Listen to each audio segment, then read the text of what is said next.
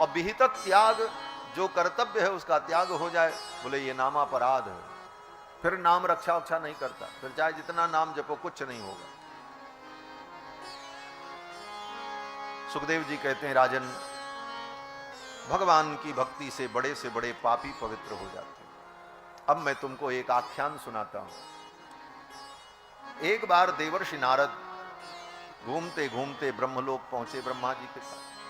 तो देखा ब्रह्मा जी अपने आसन पर बैठकर भगवान का ध्यान कर रहे थे। भगवान का ध्यान कर रहे थे ब्रह्मा जी। तो नारद जी पहुंचे और नारद जी ने ब्रह्मा जी से कहा, पितामह सारी सृष्टि तो आपके द्वारा होती है, सबको आप उत्पन्न करते हैं, फिर आपसे बड़ा कौन है जिसका ध्यान आप करते हैं? ये आप किसका ध्यान कर रहे हैं? आप किसका जप करते हैं? तब ब्रह्मा जी ने कहा, नारद तस्मै नमो भगवते वासुदेवाय धीमहि। तस्मै नमो भगवते, उन भगवान का मैं ध्यान करता हूं। बोले कौन भगवान? बोले वासुदेव। भगवान का नाम वासुदेव है। वासुदेव का एक अर्थ होता है, वसुदेव का पुत्र जो हो उसको वासुदेव कहते हैं। तस्यापत्यम, उसका पुत्र, इस अर्थ में वासुदेव। भगवान कृष्णावतार में वसुदेव जी के पुत्र बने, इसलिए भी भगवान का नाम वासुदेव है। परंतु वासुदेव का जो मुख्य अर्थ है वो ये है कि जो कण कण में वास करता है उस देव का नाम वासुदेव है। ये मुख्य अर्थ है। वासनात् वासुदेवस्य वासितम भुवनत्रयम्। जो त्रिभुवन में वास करता है, कण कण में निवास करता है, उसका नाम वासुदेव है। वासनात् वासुदेवस्य वासितम भुवनत्रयम् सर्वभूत निवासोऽसि वासुदेव नमोस्तुते। जो समस्त भूतों में, जड़ चेतन में, सब में निवास करता है, उसका नाम वासुदेव है। वो वासुदेव। और यही अर्थ गोस्वामी तुलसीदास जी ने भी किया। कब? बोले स्वयंभू मनु और शत्रुपा ने नैमिषारण्य में जाकर के जब तपस्या की 23,000 वर्ष तक, तो तपस्या में 12 अक्षर मंत्र का जप किया। 12 अक्षर मंत्र पुनि जपहि सहित अनुराग। वासुदेव पद पंकरुहु दंपति मन अतिलाग। नैमिषारण्य में स्वयंभू मनु और शत्रुपा ने 12 अक्षर मंत्र का जप किया। भगवान वासुदेव का जो मंत्र है 12 अक्षर मंत्र, उसमें 12 अक्षर है।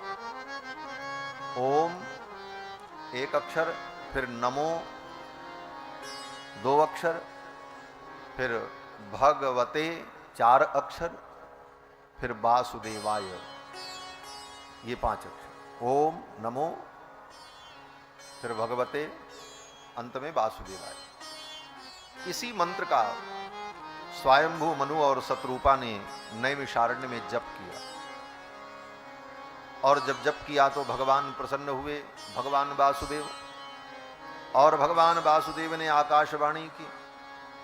स्वयंभू मनु और शत्रुपा ने कहा, हम आपका दर्शन करना चाहते। भगवान ने कहा, वरदान मांगो, क्या चाहिए? मांगो मांगो बर भई नभ बानी। तो मनु जी महाराज ने कहा कि हम आपका दर्शन करना चाहते। पहले तो आप अपना दर्शन तो दो। वाणी सुनकर के तृप्ति नहीं हो रही है, आंखें आपके दर्शन के लिए लालायित हैं, आपका दर्शन हो। तो भगवान ने कहा, किस रूप में मैं दर्शन दूं? सब रूप तो मेरा ही है। तो स्वयंभू मनु ने कहा, जो स्वरूप भगवान शंकर के हृदय में रहता है वो रूप में देखना चाहिए। बड़े बड़े मुनि अमलात्मा महात्मा लोग आपके जिस रूप का दर्शन करने के लिए तप करते हैं, मैं उस रूप को देखना चाहता हूं। काग भुसुंडी जी के हृदय में, उनके मानस में जो आपका रूप रहता है, उस रूप का मैं दर्शन करना चाहता हूं, जिसके लिए बड़े बड़े योगी महात्मा तप करते हैं, आपके उस रूप का मैं दर्शन करना चाहता हूं। जो स्वरूप बस शिव मन माही, जेहि कारण मुनि जतन कराही। जो भुसुंडी मन मानस हंसा, सगुन अगुन जेहि निगम प्रशंसा। देखहि हम स्वरूप भरि लोचन, कृपा करहु प्रणत आरति मोचन। हे प्रभु, आपके उस रूप का मैं दर्शन करना चाहता हूं। तो भगवान प्रकट हो गए, और जब भगवान प्रकट हुए तो गोस्वामी तुलसीदास जी महाराज वासुदेव शब्द की व्याख्या करते हैं। भगत बचल प्रभु कृपा निधाना, भगत बचल प्रभु कृपा निधाना। विश्ववास प्रगट के भगवाना, विश्ववास प्रगट के भगवाना। भगत बचल प्रभु कृपा निधाना, भगत बचल प्रभु कृपा निधाना। भगत बचल प्रभु कृपा निधाना, विश्ववास प्रगटे भगवाना। ये विश्ववास कौन? बोले वासुदेव, जो विश्व में वास करते। ये वासुदेव शब्द की व्याख्या कर दी गोस्वामी जी। तो भगवान वासुदेव जो कण कण में वास करते हैं, ब्रह्मा जी ने कहा तस्मै नमो भगवते वासुदेवाय धीमहि। उन वासुदेव का मैं ध्यान करता हूं। बोले महाराज, नारद जी ने कहा फिर तो हम तो यही समझते थे कि आप ही संपूर्ण सृष्टि के मूल हो, सबको आप पैदा करते हो, आप ब्रह्मा हो। तो ब्रह्मा जी ने कहा नारद, भगवान की माया से जो मोहित प्राणी हैं, वो मुझको ही भगवान मान लेते हैं। ये ब्रह्मा जी ने कहा। यन्मायया दुर्जयया माम ब्रुवन्ति जगद्गुरुम। यन्मायया दुर्जयया, भगवान की जो माया बड़ी दुर्जया है। भगवान के माया की विशेषता क्या? बोले दुर्जया, जिसको जीतना बड़ा कठिन है। बड़े बड़े को मोहित कर देती है भगवान की माया। ये ऐसी जादूगरनी है कि सारी दुनिया को नचा रही है। ब्रह्मा शंकर साहब उसी में नाचते रहते। सब जग को रही नचाए, हरि माया जादू करनी। सब जग को रही नचाए, हरि माया जादू करनी। सब जग को रही नचाए, हरि माया जादू करनी। सब जग को रही नचाए, हरि माया जादू करनी। हरि माया जादू करनी, हरि माया जादू करनी। हरि माया जादू करनी, हरि माया जादू करनी। अति अद्भुत खेल रचाए, हरि माया जादू करनी। अति अद्भुत खेल रचाए, हरि माया जादू करनी। कोया को पार न पावे, यह सब को नाच नचावे। कोया को पार न पावे, यह सब को नाच नचावे। कोया को पार न पावे, यह सब को नाच नचावे। कोया को पार न पावे, यह सब को नाच नचावे। दुख में सुख को नहीं दिखाए, हरि माया जादू करनी। दुख में सुख को नहीं दिखाए, हरि माया जादू करनी। सब जग को नहीं नचाए, हरि माया जादू करनी। सब जग को नहीं नचाए, हरि माया जादूगरनी। यक बस में चराचर नाचे, कोई कृपा पात जन बाँचे। यक बस में चराचर नाचे, कोई कृपा पात्र जन बाँचे। यक बस में चराचर नाचे, कोई कृपा पात्र जन बाँचे। यक बस में चराचर नाचे, कोई कृपा पात्र जन बाँचे। यही सद्गुरु, यही सद्गुरु, यही सद्गुरु ने बचाए हरि माया जादूगरनी। यही सद्गुरु ने बचाए हरि माया जादूगरनी। सब जग को रही नचाए हरि माया जादूगरनी। सब जग को रही नचाए हरि माया जादूगरनी। जब पंथ न कोई सूझे, तब जाए गुरु जिसे बूझे। जब पंथ न कोई सूझे, तब जाए गुरु जिस बूझे। जब पंथ न कोई सूझे, तब जाए गुरु जिसे बूझे। जब पंथ न कोई सूझे, तब जाए गुरु जिस बूझे। ओ बचबे को, बचबे को, बचबे को कौन उपाय हरि माया जादूगरनी। बचबे को कौन उपाय हरि माया जादूगरनी। सब जग को रही न जाए हरि माया जादूगरनी। सब जग को रही न जाए हरि माया जादूगरनी। भगवान की माया सबको नचाती। जब कोई पंथ न सूझे, जब कोई रास्ता न मिले, तब क्या करे?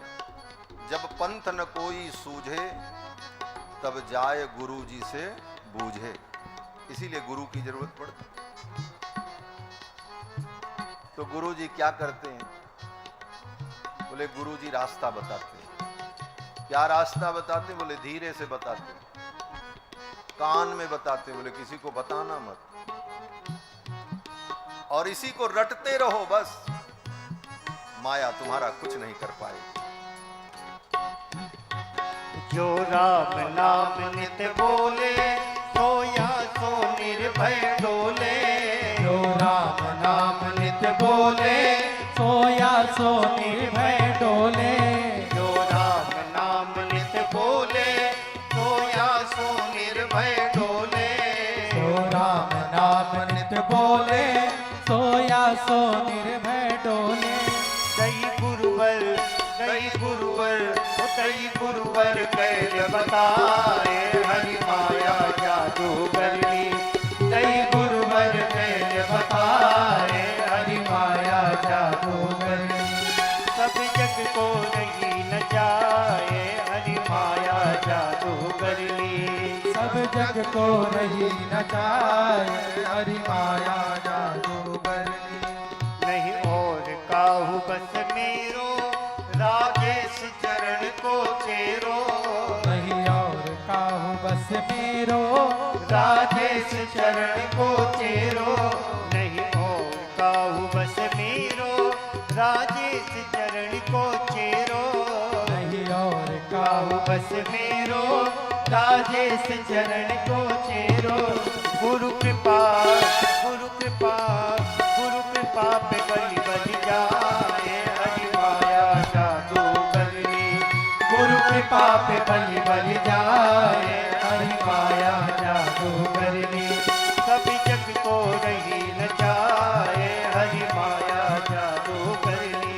सब जग को रही न जाए हरि माया जादूगरनी। हरि माया जादूगरनी, हरि माया जादूगरनी। हरि माया जादूगरनी, हरि माया जादूगरनी। वो हरि माया जादूगरनी, हरि माया जादूगरनी। हरि माया जादूगरनी, हरि माया जादूगरनी। अति अद्भुत खेल रचाए हरि माया जादूगरनी। अति अद्भुत खेल रचाए हरि माया जादूगरनी। जग को नहीं न जाए, हरि माया जादू करनी। सब जग को नहीं नचाए, हरि माया जादू करनी। हरि माया जादू करनी। हरि माया जादू करनी। हरि माया जादू करनी। हरि माया जादू करनी। बोलो श्री वृंदावन बिहारी बिहारी लाल की जय। जय जय श्री राधे राधे श्याम।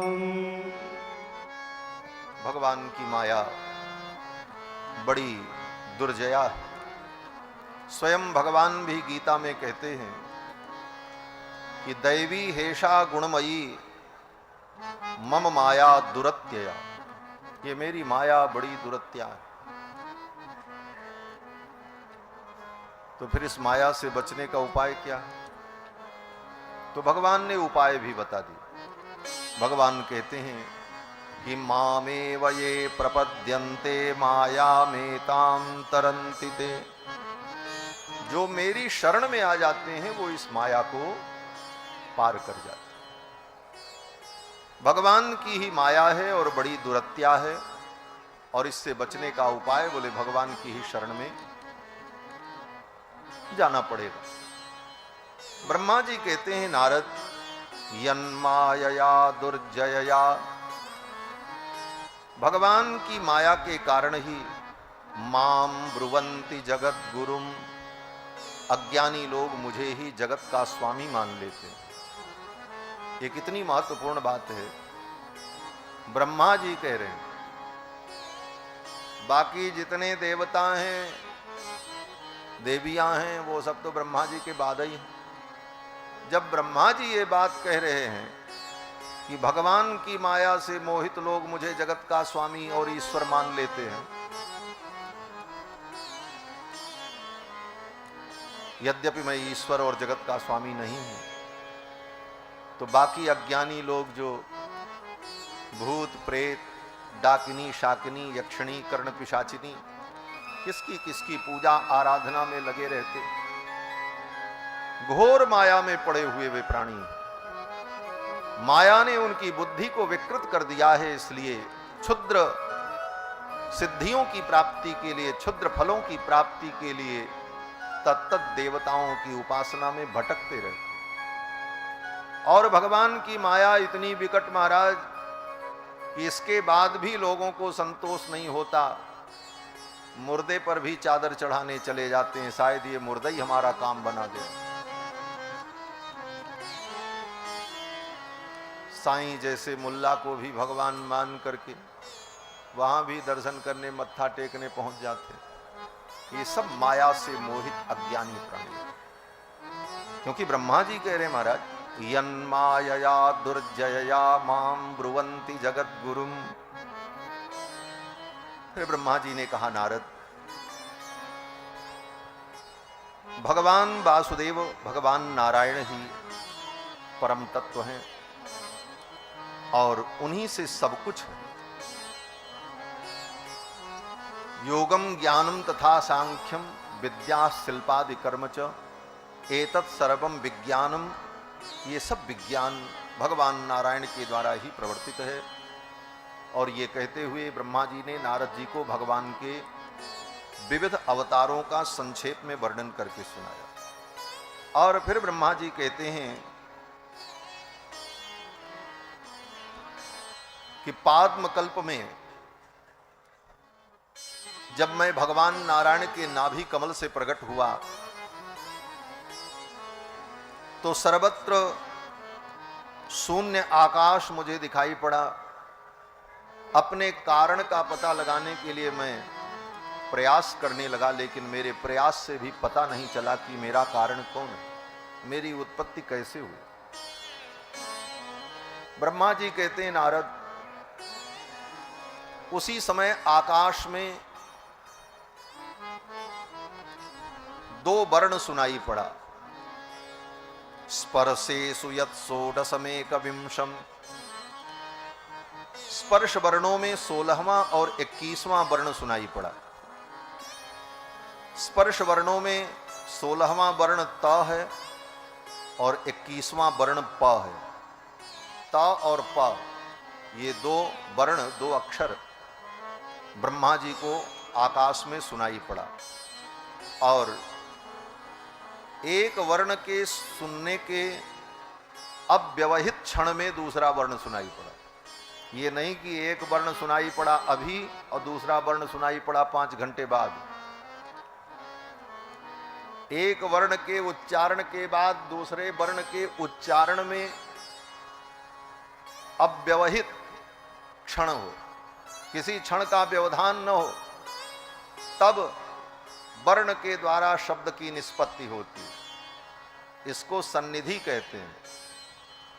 वर्णानाम अतिशय सन्निधि संहिता संज्ञा स्यात्, इसको संहिता संज्ञा कहा जाता है। तभी उन शब्दों का अर्थ प्रकट होता है। नहीं तो अभी कहें रा और 2 घंटे बाद कहें म, तो क्या अर्थ निकला? कोई अर्थ ही नहीं होगा। रा कहने के तुरंत बाद मकार का उच्चारण करने पर राम शब्द का एक अर्थ होगा। तो आकाश में जो वर्ण सुनाई पड़ा तकार और पकार, त सुनाई पड़ा और फिर प सुनाई पड़ा तुरंत, तो दोनों वर्ण मिलकर के एक शब्द बन गए तप। और ये वर्ण, दोनों वर्ण मिलकर के जो शब्द बना तप, ये तप शब्द 2 बार ब्रह्मा जी को सुनाई पड़ा। दुर्गतितम बचो विभु, आकाश में सुनाई पड़ा तप तप 2 बार ऐसे। ब्रह्मा जी समझ गए। क्या समझ गए? बोले निष्किंचना नाम नृपयद धरम धनम विदुहु। ये तप शब्द निष्किंचना नाम, जिनके पास कुछ नहीं है, अकिंचन है, ऐसे अकिंचनों का परम धन है ये शब्द तप। जिसके जीवन में कुछ न हो उसके लिए तप ही परम धन है। ब्रह्मा जी ने तप शब्द सुना और तपस्या करने लगे। भगवान का आदेश मानकर ब्रह्मा जी अपने कमलासन पर बैठ करके तप करने लगे और 10,000 दिव्य वर्षों तक ब्रह्मा ने तप किया। भगवान प्रसन्न हो गए, भगवान नारायण प्रकट हो गए। तपो में हृदयम साक्षात आत्मा हम तपसो नघः। भगवान ने प्रकट होकर के कहा, हे ब्रह्मा, तपस्या ही मेरा हृदय है, तपस्या ही मेरी आत्मा है और तुमने तप के द्वारा मुझे प्रसन्न किया है। ये कहते हुए भगवान ने ब्रह्मा जी को चारों वेदों का ज्ञान प्रदान किया और फिर भगवान ने ब्रह्मा जी को 4 श्लोकों में भागवत तत्व का उपदेश किया। इसका नाम चतुश्लोकी भागवत है। 4 श्लोकों में भागवत जो भगवान ने ब्रह्मा को सुनाया। चतुश्लोकी भागवत सुनाकर भगवान ने कहा कि इस ज्ञान को अगर तुम धारण करोगे, एतन मतम समातिष्ठ परमेण समाधिना भवान कल्प विकल्पेशु न विमुह्यत करचित। अगर इस ज्ञान को तुम हृदय में धारण करोगे तो कल्प विकल्प भी बीत जाएगा, फिर भी तुम्हें मोह नहीं होगा। ये ज्ञान भगवान ने ब्रह्मा को सृष्टि के प्रारंभ में क्यों दिया? अभी ब्रह्मा जी तो सृष्टि भी नहीं कर रहे हैं, अब आगे ब्रह्मा सृष्टि करेंगे। तो इस ज्ञान की आवश्यकता इसलिए हुई कि ब्रह्मा जी सृष्टि करेंगे और फिर सृष्टि बिगड़ेगी, फिर ब्रह्मा सृष्टि करेंगे, सृष्टि बिगड़ेगी। तो ब्रह्मा को कहीं अपनी बनाई हुई सृष्टि में ही मोह न हो जाए, और मोह होने पर दुख होगा। इसलिए भगवान ने ब्रह्मा को पहले ही ज्ञान प्रदान कर दिया कि इस ज्ञान को अगर तुम धारण करोगे तो तुम्हें मोह नहीं होगा। और यह ज्ञान प्राप्त करके फिर ब्रह्मा जी सृष्टि करने लगे। इसीलिए ब्रह्मा जी को आज तक मोह नहीं होता। ब्रह्मा जी सृष्टि बनाते, उनकी सृष्टि में बने हुए लोग मरते हैं, नष्ट होते हैं, बिगड़ते हैं, लेकिन ब्रह्मा जी को कोई दुख नहीं होता। और हमारे आपके अंदर ज्ञान नहीं, इस कारण से हम अपनी बनाई हुई छोटी सी सृष्टि में ही दुखी हो जाते। बोले आज दरवाजा टूट गया, आज लाइट खराब हो गई, आज ये नष्ट हो गया, आज ये बिगड़ गया। अपनी ही बनाई हुई चीजों के विनष्ट होने पर हम दुखी होते रहते हैं, क्योंकि ज्ञान का अभाव। ब्रह्मा इतनी बड़ी सृष्टि बनाते हैं, उनकी सृष्टि बिगड़ती रहती, मरते रहते हैं लोग, नष्ट होते रहते हैं, अनंत अनंत ब्रह्मांड बिगड़ते बनते रहते हैं, लेकिन ब्रह्मा को कोई क्षोभ नहीं होता, क्योंकि वो जानते हैं कि भगवान के अतिरिक्त कोई सत्ता है ही नहीं, ये सब सत्ता नाशवान। एतन मतम समातिष्ठ परमेण समाधिना भवान कल्प विकल्पेशु न विमुह्यत करहते। ये उपदेश देकर के भगवान चले गए। फिर तो ब्रह्मा जी सृष्टि करते हैं। आगे श्री सुखदेव जी ने राजा परीक्षित को पुराण का लक्षण बताया। ये पुराण एक विद्या है, कोई कथा से युक्त ग्रंथ हो तो उसको पुराण कह दिया जाए, ऐसा नहीं। पुराण एक विधा है, एक विद्या है, जिसका लक्षण है, उतने लक्षण उसमें हो तब वो पुराण कहलाता है। अब आजकल तो नए नए पुराण बन रहे हैं महाराज। वेद व्यास जी के 18 पुराण से प्राणियों का कल्याण नहीं होगा, तो एक महाशय ने एक नया पुराण बना दिया जिसका नाम प्रज्ञा पुराण। वेद व्यास जी के 18 पुराण से अगर कल्याण नहीं होगा तो तुम्हारे बनाए हुए प्रज्ञा पुराण से किसी का कल्याण होने वाला नहीं। इधर उधर के श्लोकों को चुरा करके, कुछ अपने मन से जोड़ करके प्रज्ञा पुराण बना दिया गायत्री परिवार वालों ने। हम तो नाम लेकर के कहते हैं। कौन उस प्रज्ञा पुराण को सुनेगा तुम्हारे? वेद व्यास से बड़ा ज्ञान तो तुम दे नहीं सकते। वेद व्यास जी ने जो लिखा है उससे आगे कुछ बताने की क्षमता तुम्हारे अंदर नहीं। तो उस प्रज्ञा पुराण में क्या है? दंभिन निज मत कलप कर प्रकट किए बहुपंथ। 500 वर्ष पहले गोस्वामी जी ने यह सब भविष्यवाणी की कि कलयुग में ऐसे दंभी पैदा होंगे जो अपने प्रचार के लिए ऐसे कल्पित ग्रंथ, अपनी निज मति से कल्पना करके ऐसे ऐसे ग्रंथ बनाएंगे। सामान्य भोली भाली जनता उसे धर्म ग्रंथ मान करके उसका अनुगमन करने लग जाएगी। परिणाम क्या होगा? बोले परिणाम ये होगा कि अपने मूल धारा से व्यक्ति भटक जाएगा। दंभिन निज मत कलप कर प्रकट किए बहुपंथ। और इसका परिणाम, बोले इसका परिणाम ये होगा कि जिमि पाखंड बादते लुप्त हों सदग्रंथ। इस पाखंड के कारण जो सदग्रंथ है, वेद, रामायण, गीता, भागवत, पुराण, ये लुप्त होंगे और ऐसे ऐसे कल्पित ग्रंथ को ही लोग धर्म का पथ प्रदर्शक मानकर स्वीकार करने लगे। वो एक ठो वो है हरियाणा वाला हरामपाल, रामपाल, जो रामपाल तो कहने ही पाप हो जाएगा, हरामपाल। उसने लिखा क्या? बोले ज्ञान गंगा। कहां से तुम्हारी ज्ञान गंगा प्रकट हुई? उस कचरे से। और उसके अनुयायी मूर्ख ले लेकर के घूमते रहते, ज्ञान गंगा पढ़ो, सबसे बड़ा ज्ञान ये। अगर वेद व्यास के 18 पुराण पढ़ने से, महर्षि वाल्मीकि के रामायण पढ़ने से और 4 वेद पढ़ने से ज्ञान नहीं हुआ, तो न ज्ञान गंगा और प्रज्ञा पुराण से किसी का कल्याण होने वाला नहीं। ये बहुत कड़वा सच है।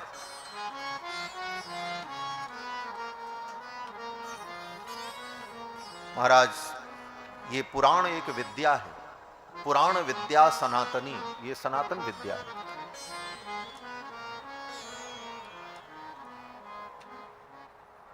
द्वापर युग आने पर भगवान ही वेद व्यास के रूप में अवतार लेकर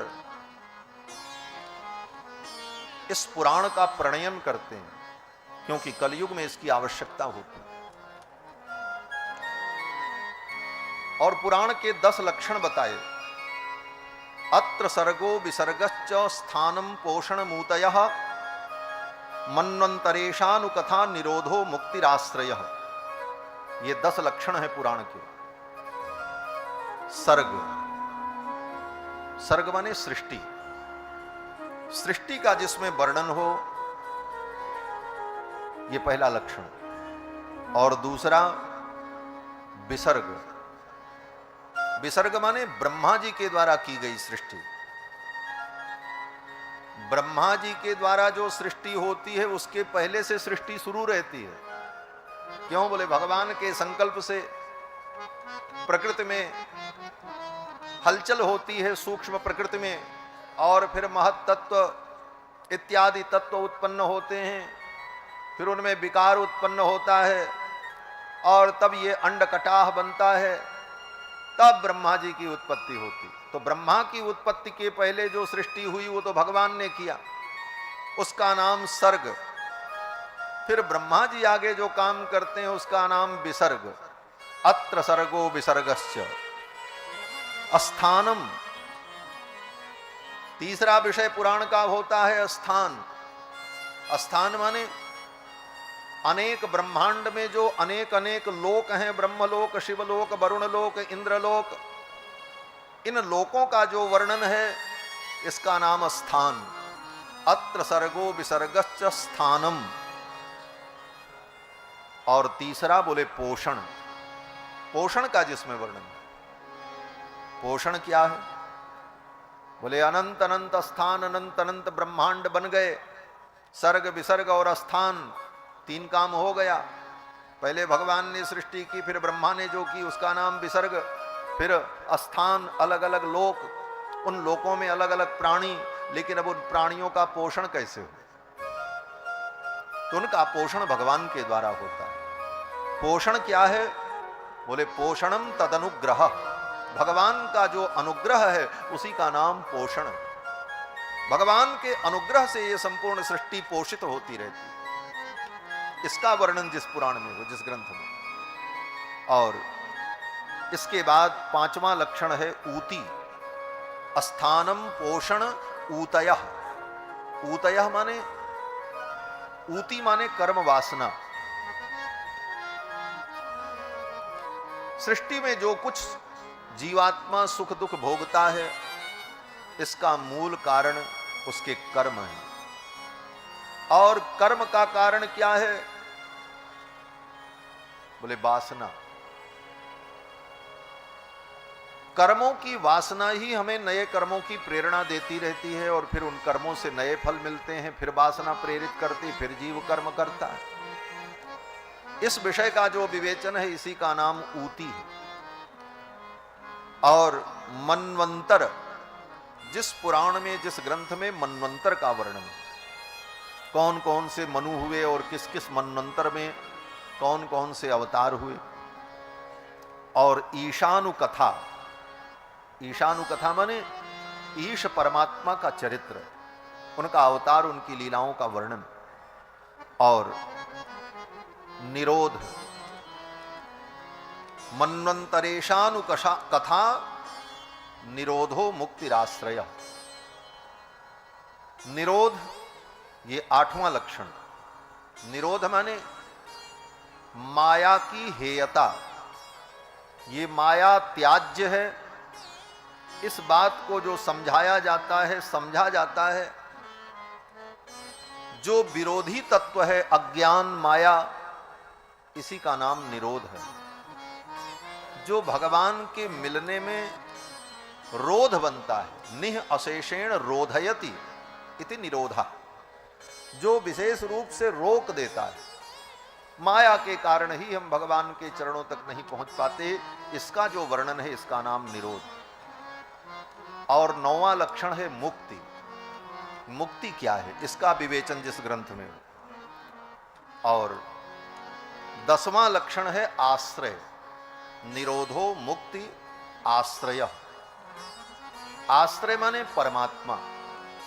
परमात्मा को ही आश्रय तत्व कहा जाता है। ये सब कुछ सर्ग, विसर्ग, पोषण, ऊती, मन्वंतर, ईशानु कथा, निरोध, मुक्ति, ये सब परमात्मा के ही आश्रित है, सबका आश्रय वो परमात्मा है, इसलिए परमात्मा को आश्रय तत्व कहा। तो उस आश्रय तत्व का जो विवेचन है, उसका जो स्पष्टीकरण है, वो जिस ग्रंथ में हो, तो ये 10 लक्षण जिस ग्रंथ में होते हैं उसी को पुराण कहा जाता है। अत्र सर्गो विसर्गश्च स्थानम पोषण ऊतयः मन्वंतरेशानुकथा निरोधो मुक्तिराशय। अब इसमें श्रीमद्भागवत महापुराण में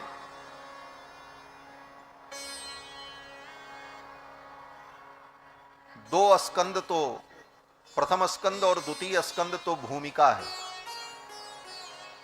तृतीय स्कंद से सर्ग प्रारंभ होता है, चतुर्थ स्कंद में विसर्ग, फिर पंचम स्कंद में स्थान, अनेक लोकों का वर्णन, और फिर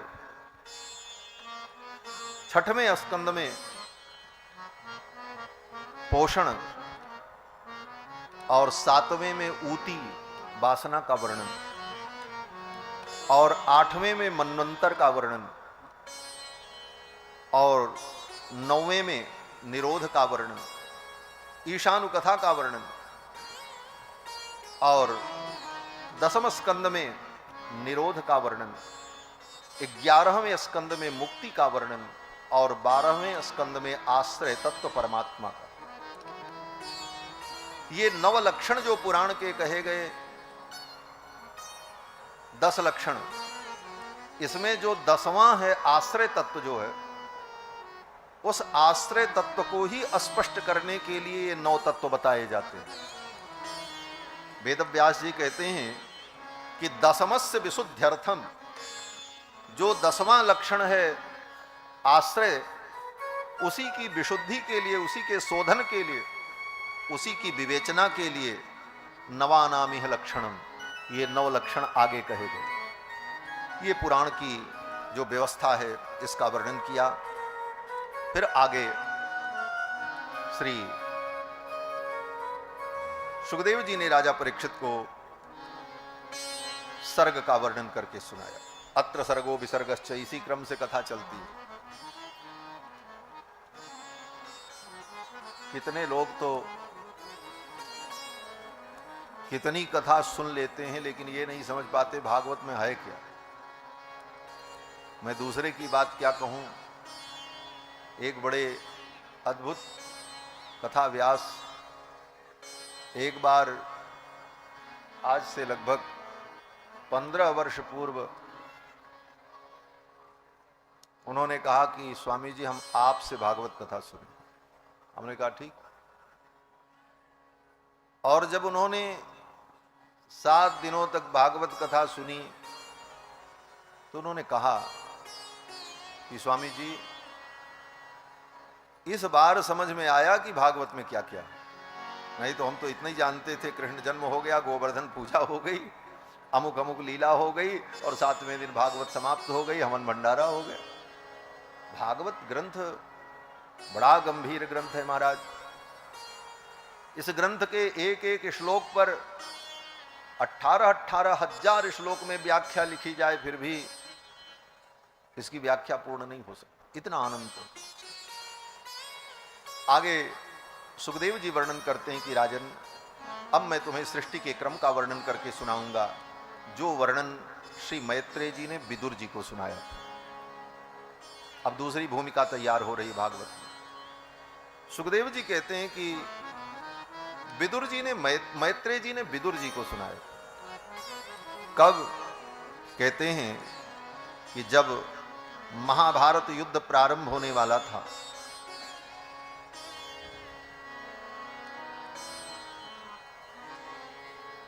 तो विदुर जी ने एक बार धृतराष्ट्र को समझाने का प्रयास किया, ये युद्ध टल जाए। कहा कि महाराज आप दुर्योधन को डांट कर शांत कर दें, ये विवाद शांत हो जाए, नहीं तो सर्वनाश होगा। दुर्योधन वहीं बैठा था। दुर्योधन को क्रोध आ गया और दुर्योधन ने भरी सभा में विदुर जी का अपमान कर दिया। ये दासी पुत्र मेरा ही खाता है और मेरे शत्रुओं की, पांडवों की प्रशंसा करता है। ऐसे छद्म शत्रु से बच करके रहना चाहिए। ऐसे अनेक अपशब्द दुर्योधन ने विदुर जी को कहे। और ज्यों ही विदुर जी को ये शब्द कहा दुर्योधन ने, उसी समय दुर्योधन का विनाश तय हो गया। व्यक्ति भगवान को गालियां देता रहे, भगवान क्षमा कर देते हैं, लेकिन जब भगवान के भक्त का कोई अपराध करता है तो भगवान क्षमा नहीं करते। सुन सुरेश रघुनाथ स्वभावु और निज अपराध रिसाई न काऊ। कोई भगवान का अपराध कर दे, भगवान नाराज नहीं होते, लेकिन अगर भगवान के भक्त का अपराध कर दे, जो अपराध भगत कर करही, जो अपराध भगत कर करही, राम रोष पावक सो जरही, राम रोष पावक सो जरही, राम रोष पावक सो जरही। जो भगवान के भक्त का अपराध कर दे, भगवान उसे क्षमा नहीं करे। विदुर जी भगवान के परम भक्त हैं। महाभारत काल में भगवान के बहुत से भक्त हैं, लेकिन उन भक्तों में भगवान की महिमा को ठीक ठीक जानने वाले कुछ ही भक्त हैं। उसमें एक विदुर जी हैं और भीष्म पितामह हैं और पांडव हैं। दुर्योधन भी जानता है कि ये भगवान है द्वारिकाधीश, लेकिन कभी कभी उसकी बुद्धि कहती नहीं, ये भगवान नहीं हो सकते। दुर्योधन को कभी कभी लगता है ये भगवान नहीं हो सकते। अगर भगवान होते तो दूसरे के घर में माखन चुराते। इनका तो चरित्र ऐसा है।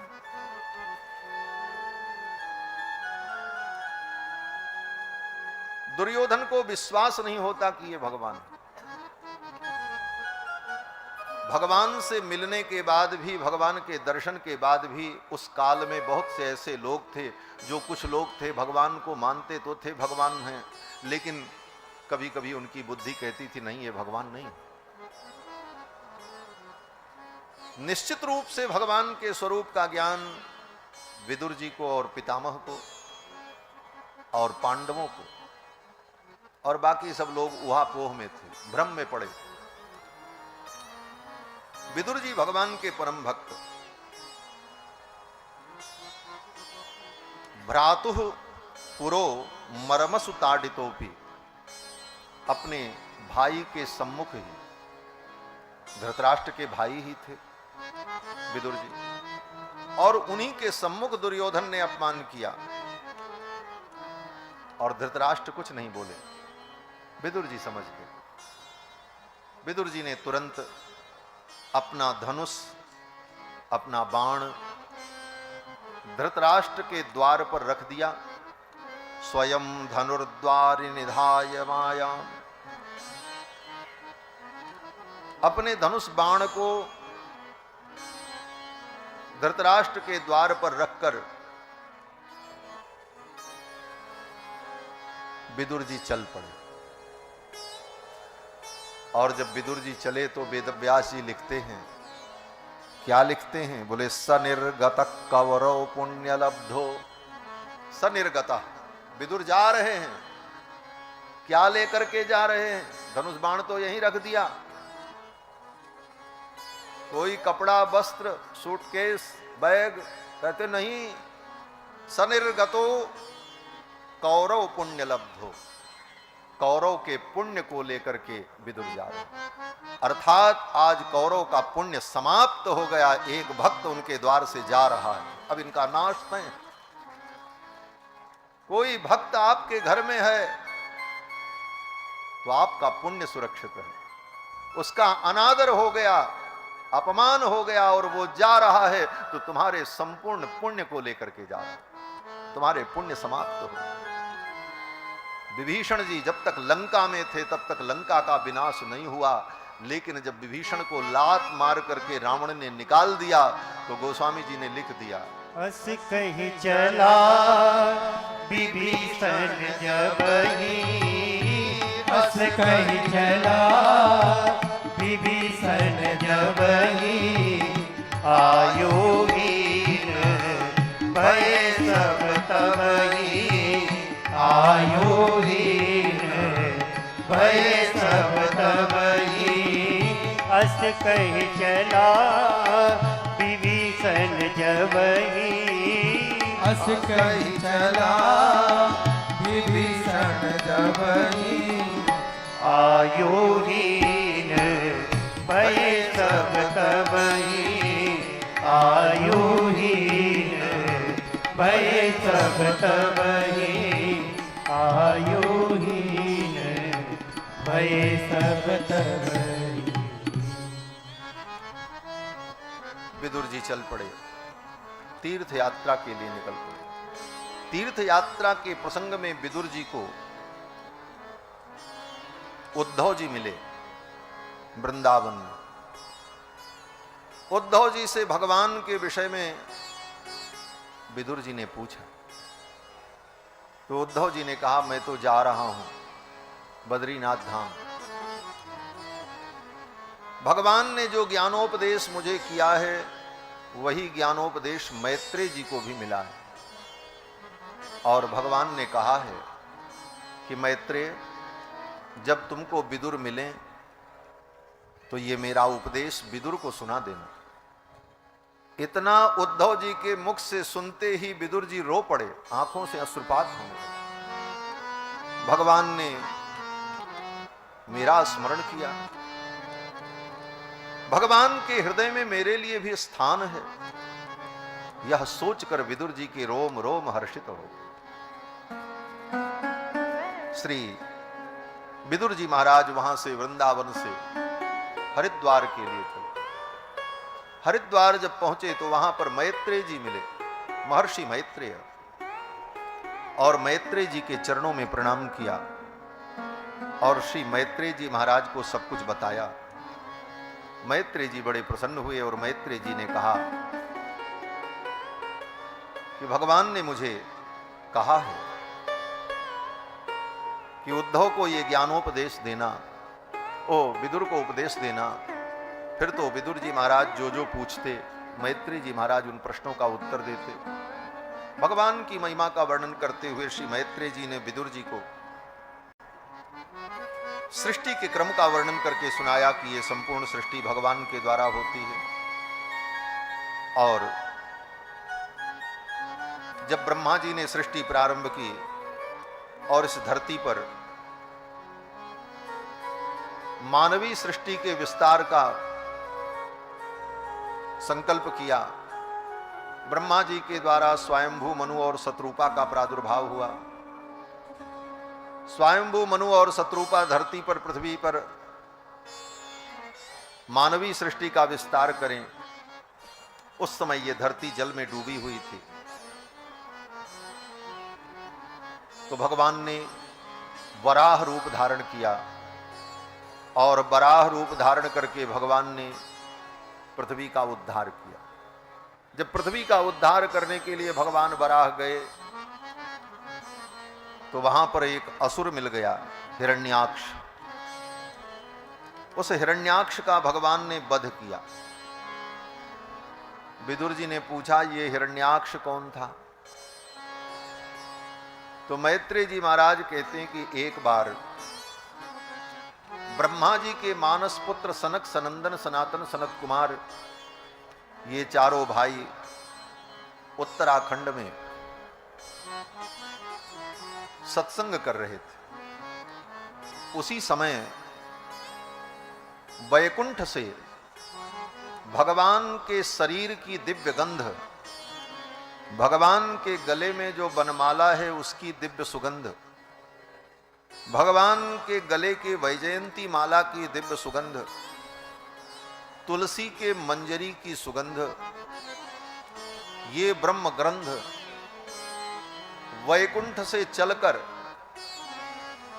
भगवान के ही संकल्प से वो दिव्य सुगंधी वैकुंठ से चलकर उत्तराखंड पहुंची, जहां पर सनकादिक सत्संग कर रहे। किंजल कमिश्र तुलसी मकरंद वायु अंतर्गत स्वविवरेण चकार तेषाम संक्षोभमक्षर जुषामपि चित्त तन्नो। उन सनकादिकों की नासिका रंध्र से जब वो दिव्य गंध भीतर गई तो सनकादिक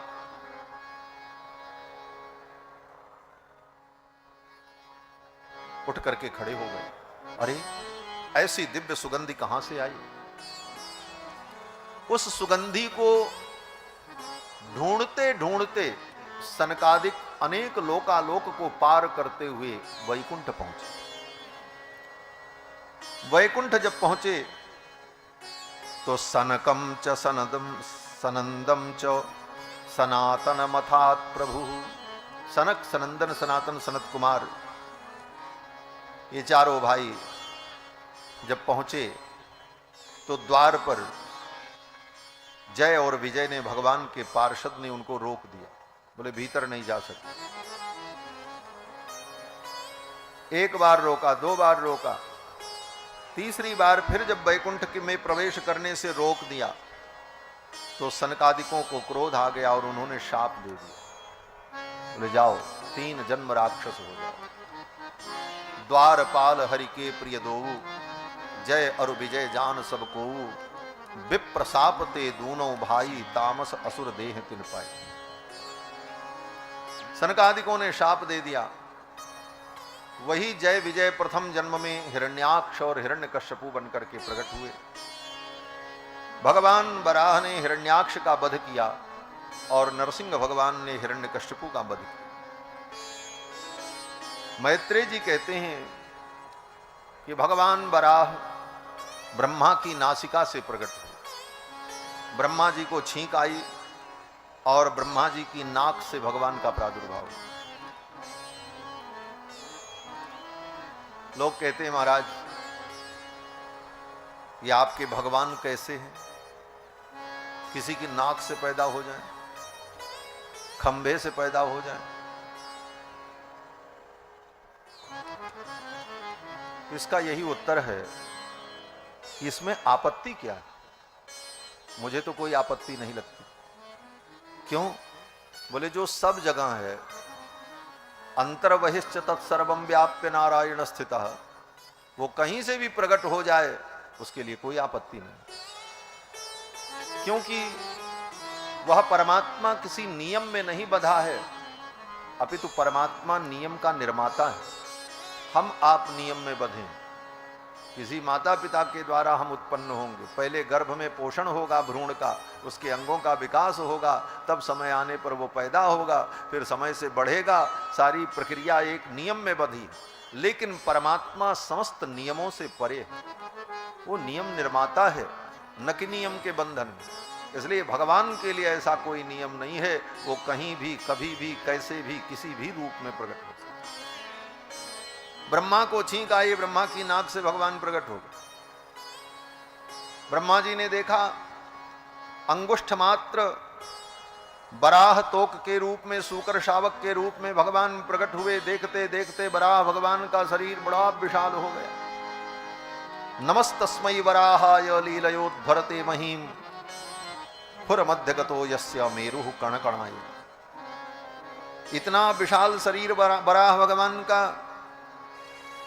कि उनके पैर के खुर में सुमेरु पर्वत भी प्रविष्ट हो जाए तो एक कण के समान प्रतीत हो, इतना विशाल हो।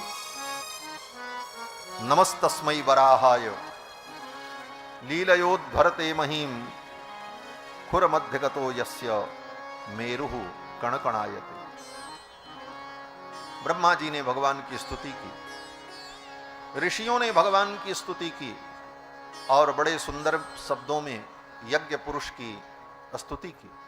भगवान वराह को यज्ञ पुरुष कहा जाता है। भगवान वराह का जो मुख है वही श्रुक है।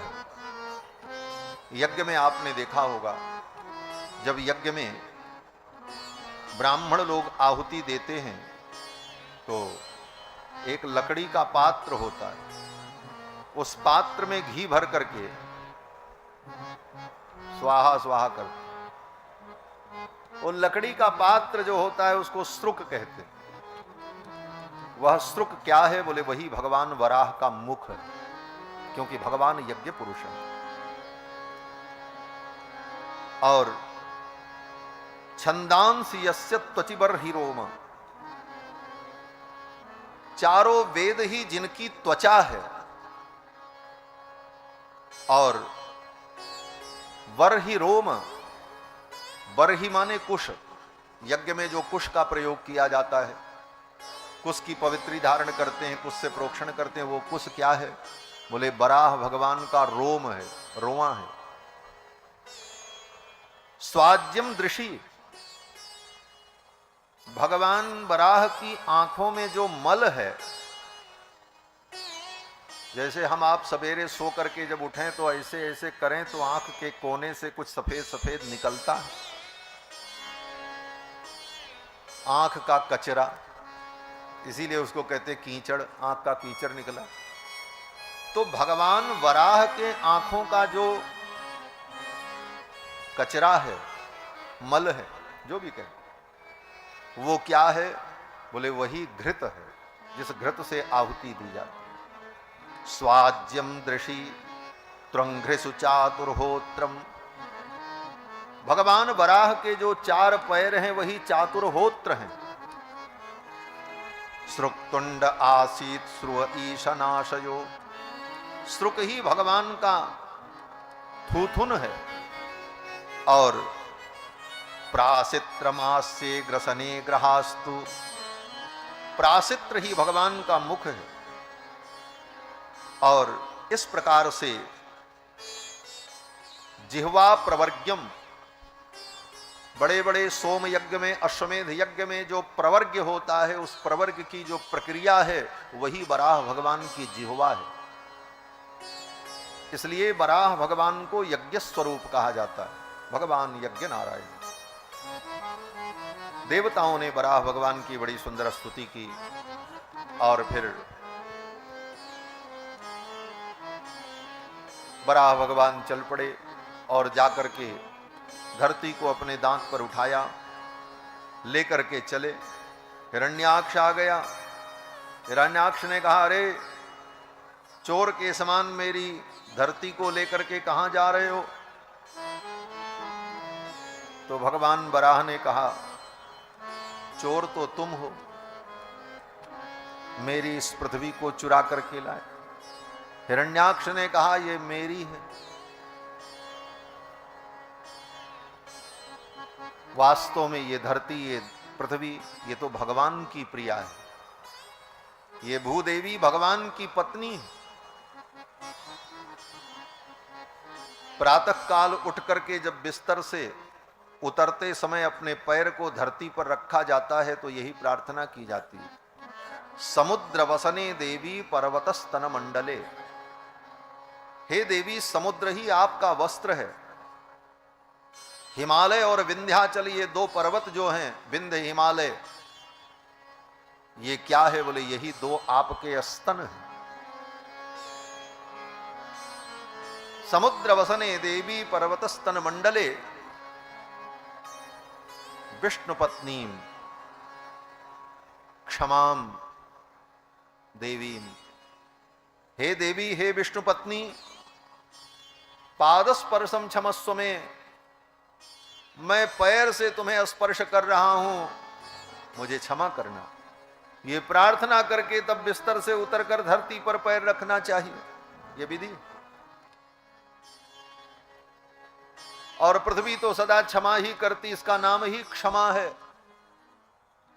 कितना क्षमा करती है? बोले चाहे मल करो, चाहे मूत्र करो, चाहे खून गिराओ इस पृथ्वी पर, चाहे गंदगी फेंको, चाहे बुलडोजर चलाओ, चाहे इसे खोद डालो, फिर भी ये धरती क्षमा करती रहती है और हमारा पोषण करती रहती है, अन्न आदि प्रदान करती रहती है। यही पृथ्वी का धर्म।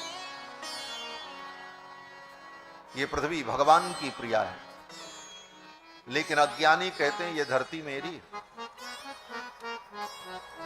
मैं भूपति हूं। भूपति तो केवल भगवान है। भूपते भुवन पते महतो भूतस्य पते। लेकिन जब कोई व्यक्ति अज्ञान के कारण अपने को भूपति मान लेता है, वही असुर है। भूपति, ये पृथ्वी तो मां है, और मां का ही कोई पति बनना चाहे, मां का ही कोई पति बनना चाहे कि हम मां के पति बन जाएं, बोले उससे बड़ा राक्षस और कौन होगा। इसीलिए जिन जिन लोगों ने मां को अपनी पत्नी बनाने की चेष्टा की, वही महान राक्षस जिनका वध करने के लिए भगवान को आना पड़ा। हिरण्याक्ष ने कहा यह धरती मेरी है। त्रेता युग में रावण ने कहा यह सीता मेरी है, मां को ही पत्नी बनाना चाहता। द्वापर आने पर शिशुपाल रुक्मिणी से विवाह करना चाहता है, जो रुक्मिणी जगन जननी है, जगत माता। अपनी मां को ही जो भोग्या समझने लग जाए, वही असुर है। यही आसुरी वृत्ति है। भगवान वराह ने हिरण्याक्ष का वध किया। हिरण्याक्ष ने कहा, अरे जंगली सुअर, तुम्हारे जैसे जंगली सुअर को मैं ढूंढता रहता हूं। तो भगवान ने कहा, ठीक कह रहे हो तुम। सत्यम वयम भो वन गोचरा मृगा। तुम सत्य कहते हो, मैं जंगली सुअर हूं। लेकिन हे असुर, तुम्हारे जैसे ग्राम सिंहों को मैं ढूंढता रहता हूं। मैं तो जंगली सूकर हूं, लेकिन तुम ग्राम सिंह हो। ग्राम सिंह माने कुत्ता, कुत्ते को ग्राम सिंह कहा जाता है। कितने परिमार्जित शब्दों में भगवान ने कटाक्ष किया है हिरण्याक्ष के ऊपर। भगवान कहते हैं, युष्मद विधान मृगये ग्राम सिंहान। तुम्हारे जैसे ग्राम सिंहों को तो मैं ढूंढता रहता। कुत्ते का नाम होता है ग्राम सिंह, क्यों बोले वो गांव का शेर होता है। अपने गांव में, अपने मोहल्ले में खूब भौंकता है, लेकिन दूसरे मोहल्ले में चला जाए तो पूंछ दबा करके भागता। मोहल्ले का शेर, गांव का शेर। भगवान ने कहा, तुम्हारे जैसे ग्राम सिंहों को मैं ढूंढता रहता हूं। नमृत्युपाशैः प्रतिमुक्तस्य वीरा विकत्थनम तव गृह्णन्त्य भद्र। हे वीर, विकत्थन मत करो, आओ मेरे साथ युद्ध करो। भगवान ने जब ललकारा हिरण्यकश्यपु युद्ध के, हिरण्याक्ष युद्ध के लिए आया, भगवान ने एक थप्पड़ मारी हिरण्याक्ष को। करेण कर्ण मूले हन। अपने हाथ से उसके कनपटे पर भगवान ने जब एक थप्पड़ मारी, चक्कर खा करके गिर पड़ा। स आहतो विश्वजिता ह्यवज्ञया परिभ्रमत गात्र उदस्तलोचन। उसकी आंखें बाहर आ गईं, हिरण्याक्ष की मृत्यु हो गई। फिर भगवान ने धरती को लाकर जल पर स्थापित किया और धरती के अंदर आधार शक्ति की प्रतिष्ठा कर दी। और फिर ब्रह्मा जी के आदेश से स्वयंभू मनु और शत्रुपा आए।